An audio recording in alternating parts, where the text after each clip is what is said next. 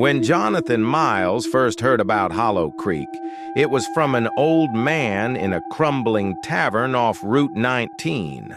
The man, with a face like weathered leather and eyes that seemed to have seen too much, leaned in close and said, "Stay away from that village, boy.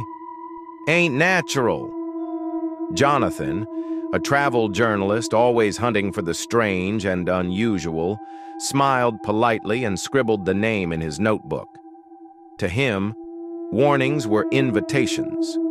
It took him nearly 3 hours to find the narrow dirt road that supposedly led to Hollow Creek.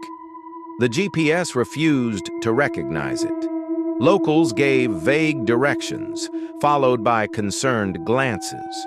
Even the trees seemed to huddle closer together the deeper he drove, their gnarled branches clawing at the car like desperate fingers.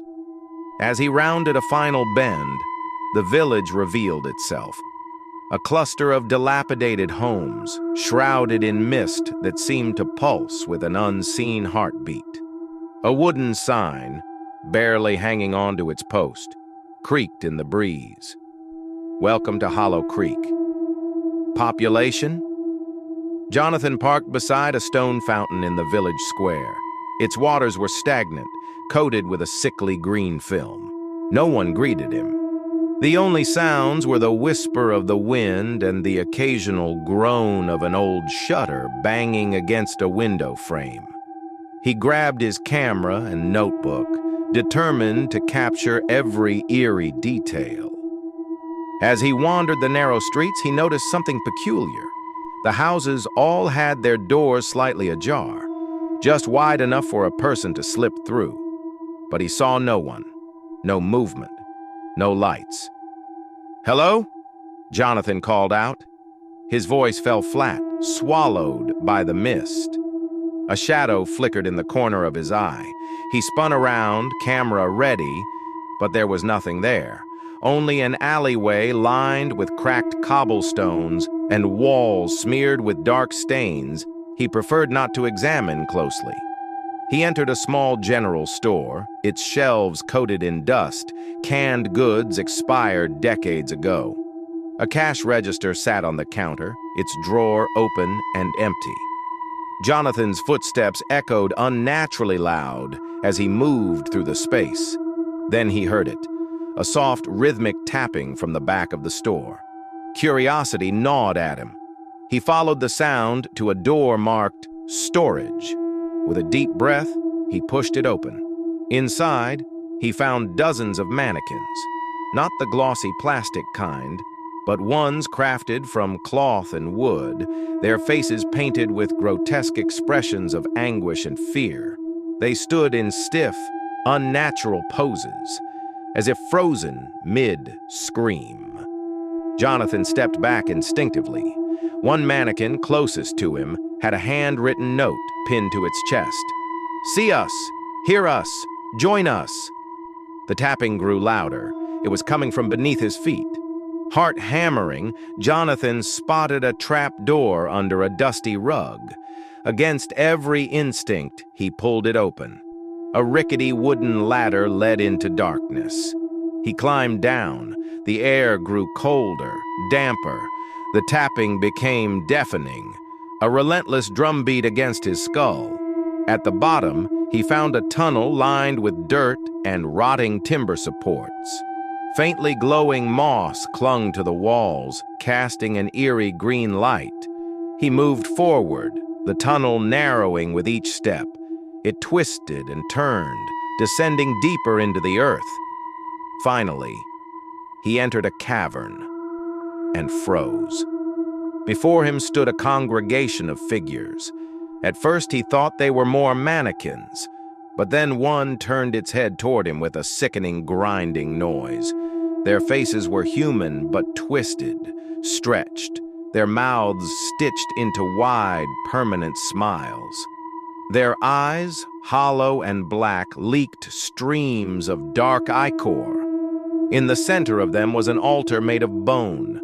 On it lay an ancient tome, bound in cracked leather, its pages covered in symbols that seemed to writhe when he looked at them. The figures began to shuffle toward him, hands outstretched. Panic surged. Jonathan stumbled back, crashing into the tunnel wall. He turned and fled, the creature's raspy whispers filling the air. "Stay! Stay! Stay!" He climbed the ladder 2 steps at a time and burst back into the store. But the village had changed. The mist was thicker now, almost solid. The buildings loomed taller, their angles wrong, as if they were bending toward him. Shadows moved behind broken windows. The air was heavy, syrupy, making it hard to breathe. Jonathan sprinted for his car, but found it wasn't where he left it. Instead, there was an old carriage, its wood rotting, hitched to a skeletal horse with burning eyes. The village square was no longer empty. The villagers were there, or what was left of them. Skeletal bodies draped in tattered clothes, their faces locked in expressions of eternal terror. They began to move toward him with jerky, puppet-like movements. Jonathan ran blindly down an alley, twisting and turning through the maze-like streets. The village seemed to shift around him, leading him deeper in rather than out. At last, he found himself at the fountain again. In the water, he saw his reflection, but it wasn't him. The face staring back was pale, with hollow black eyes and a grotesque smile stretching from ear to ear. He screamed. Darkness swallowed him. When he woke, he was lying in the village square. The mist was gone. Sunlight filtered weakly through the clouds.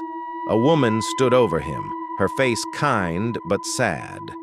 She wore a tattered shawl and spoke in a voice like rustling leaves. "You shouldn't have come," she said. Jonathan tried to speak, but his throat was raw. He struggled to his feet. The village looked normal. Worn down, yes, but normal. No mannequins, no stitched smile creatures. Confused, he stumbled toward his car, now inexplicably parked where he left it. He fumbled for his keys and started the engine, desperate to leave. As he drove away, he glanced in the rearview mirror. The woman was still standing in the square, waving slowly. And behind her, just at the edge of the mist, were the stitched smile villagers, waiting. 3 weeks later, Jonathan's article was published. Hollow Creek, the village time forgot. Readers loved it. It was shared widely, sparking curious travelers to seek the forgotten village. None of them returned. The village is still there, waiting.